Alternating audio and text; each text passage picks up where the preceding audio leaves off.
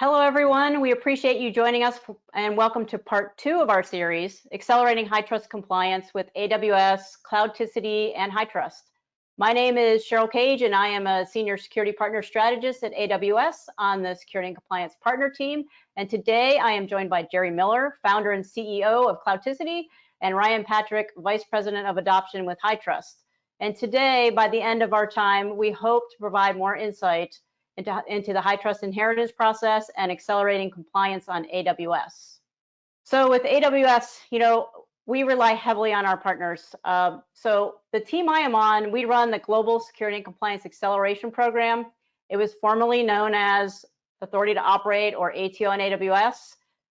We created this program because we are consistently hearing from customers about their struggles with configuring, deploying, and integrating all the security tools and controls to meet all the security and compliance requirements.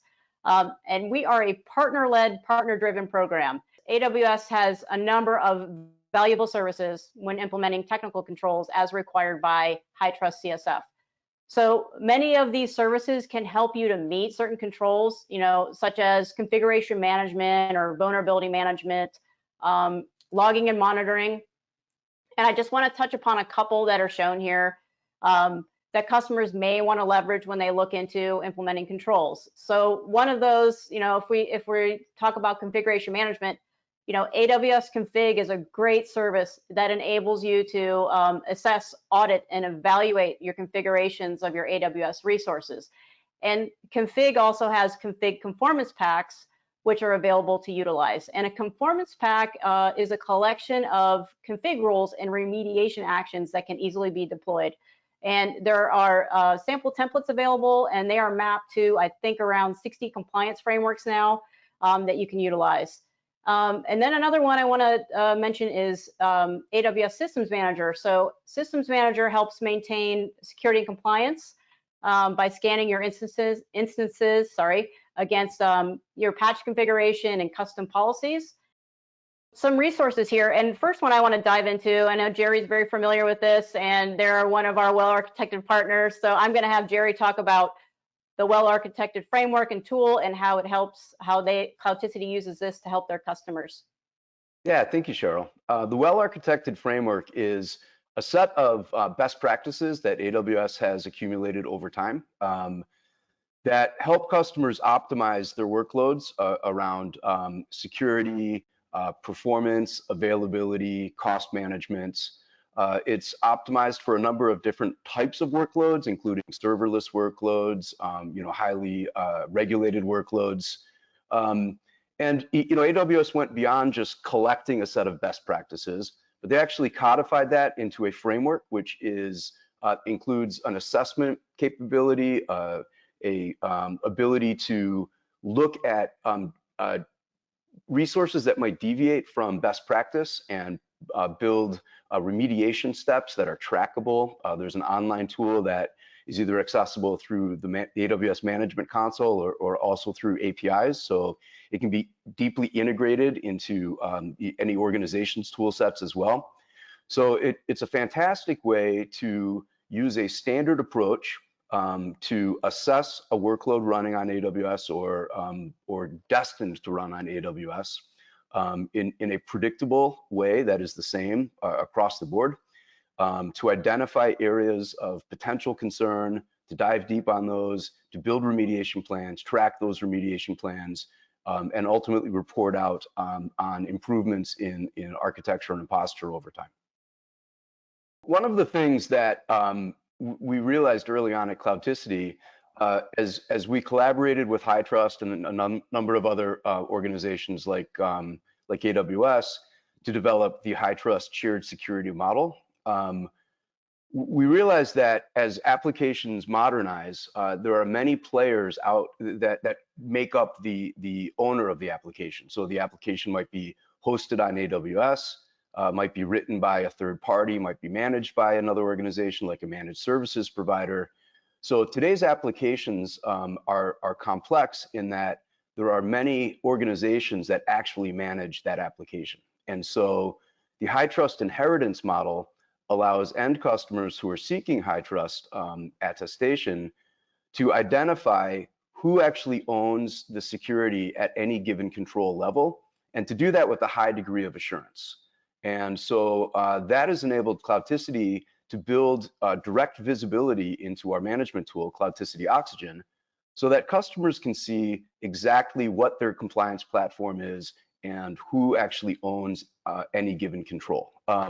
What we found in practice is that the ability for our customers to inherit, instead of have to attest to every control by themselves, tends to save up to 40% of both time, cost, and internal disruption as they undergo their HITRUST journey.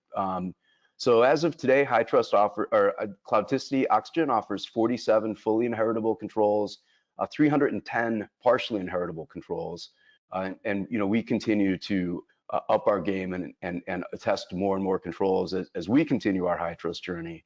And we pass that value on to our customers through an ever-expanding set of inheritable controls. All right, Ryan's gonna walk us through the inheritance process. Yeah, a lot of questions on this. Get a lot of questions. So just for context for the audience, my background includes being an external assessor within the HITRUST ecosystem. So I've worked with hundreds of organizations moving and navigating through the certification journey. So I have lots of tidbits, if you will, with how to best leverage the inheritance program through the SRM. So first and foremost, get it started as early as possible. I've seen organizations who will do their gap assessment, they'll identify what they need to remediate, they'll work through remediation, and they're just about to get their validation phase started with their external assessor, and that's when they submit their requests for inheritance. And sometimes I've seen it even later. I encourage you, before you even finish the gap assessment, it should be done as a part of the gap assessment, is submit your requests. It is imperative. You need that visibility into what you're going to be responsible for, what your service provider is going to be responsible for, and then the level to which the responsibility is being shared right up front, because it's not, as Jerry mentioned in the previous slide, it's not yes, no, it's not an on and off. Yes, it's inheritable, or no, it's not. There's fully inheritable, meaning that Cloudticity and AWS are the ones taking the responsibility for that control. But the larger aspect of it is the partially inheritable, and that's kind of where there needs to be a little math done to understand the context of the environment to make a determination on what percentage the service providers is responsible for versus the assessed entity. So I encourage everybody, get it started early, get it approved in your gap assessment, or some organizations call it a readiness assessment, so you have clear visibility into what you actually have to remediate, because there's an art and science to HITRUST. You want to be able to tackle the controls in your remediation phase that are going to give you the biggest bang for your buck to get to a certifying state. So understanding who's responsible for what is really, really critical.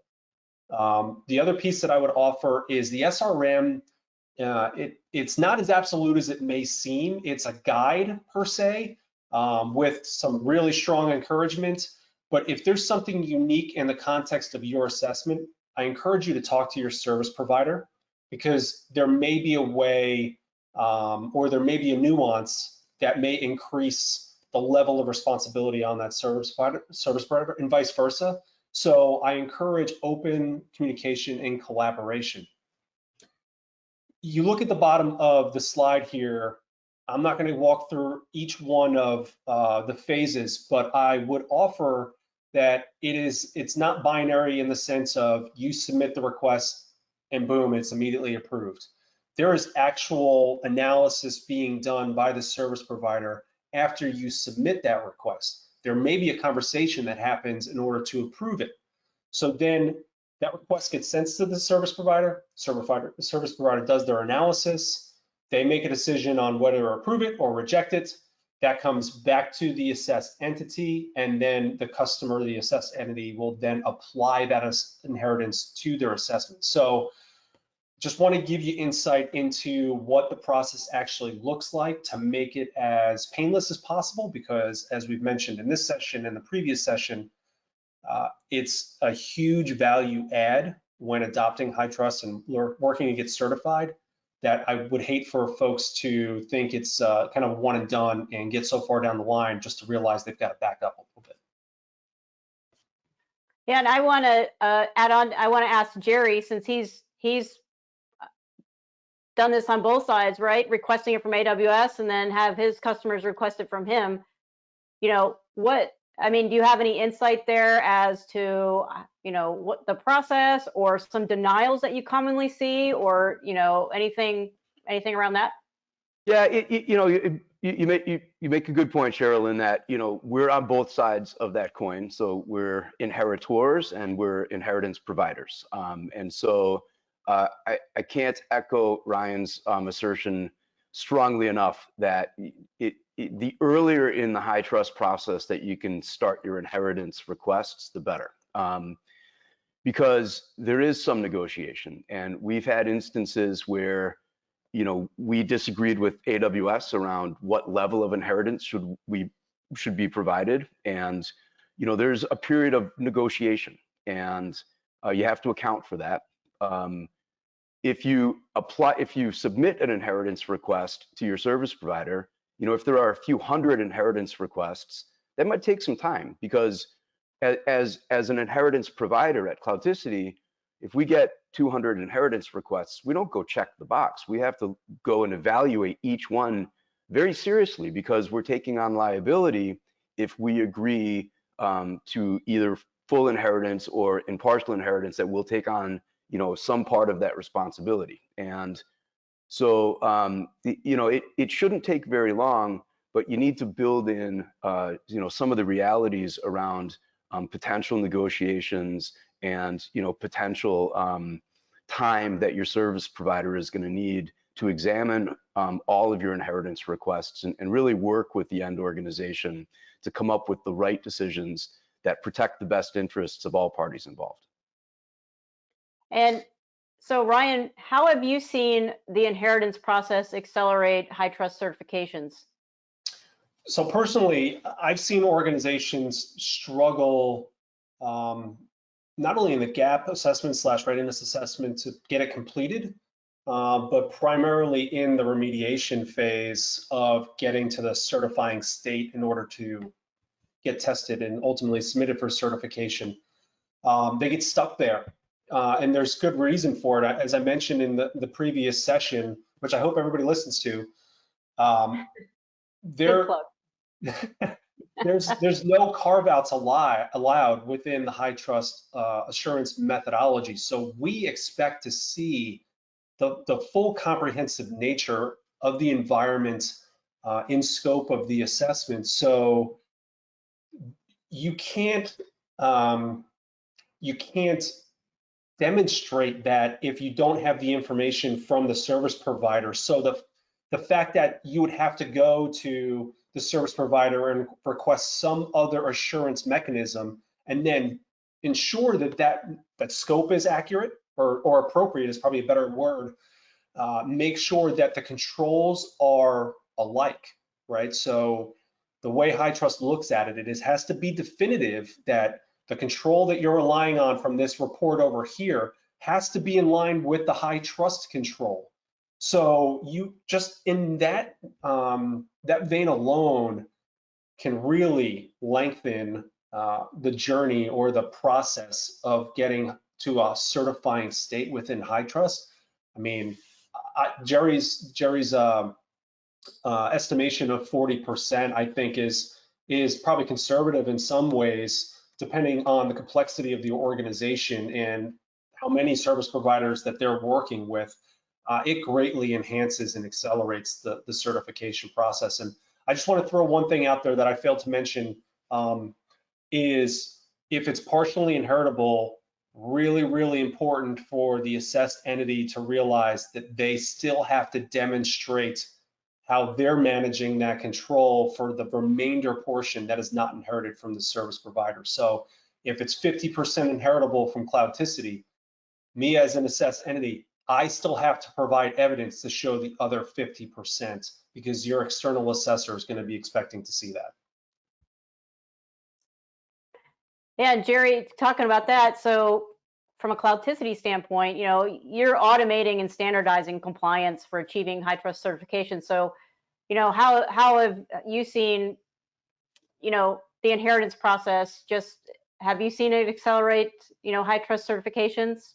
Oh, tremendously, both for us as well as for our customers. Absolutely. And the other thing about, you mentioned automating the compliance process. There are many controls within HITRUST CSF that you really can't automate. It's things like how do you do background checks on new employees and things like that. But anything that can be automatable, password complexity checks, encryption checks, that sort of thing, anything that can be checked through software, we do. And so providing evidence along those lines is really simple, whether we're providing the evidence to our customers for their attestation or whether they're inheriting that from us and then we need to prove it to their auditors. Because we're using software, all we have to do is pull software audit logs. And so the combination of providing inheritance to Cloudticity customers, coupled with the highly automated nature, any control that a customer can inherit from us is an automated control. That's proven to be a fairly bulletproof solution to fairly dramatic accelerations in the HITRUST process. And when you can accelerate your HITRUST process, you reduce cost, you reduce time, and you reduce internal disruption as you have humans, scampering about trying to gather evidence, which really takes them away from their day job. And so by reducing that internal complexity, the cost, the time, the inheritance program we see provides pretty dramatic benefit to our customers. Wonderful. So that's going to wrap things up for us today. And I want to thank the both of you for joining us, and I want to thank everyone else for tuning in. And also tune in to part 3 of our AWS Cloudticity and HITRUST series, and we're going to be discussing QHIN, or Qualified Health Information Network, cybersecurity certification, brand new. So Ryan's going to give us the in on that, and so definitely tune in.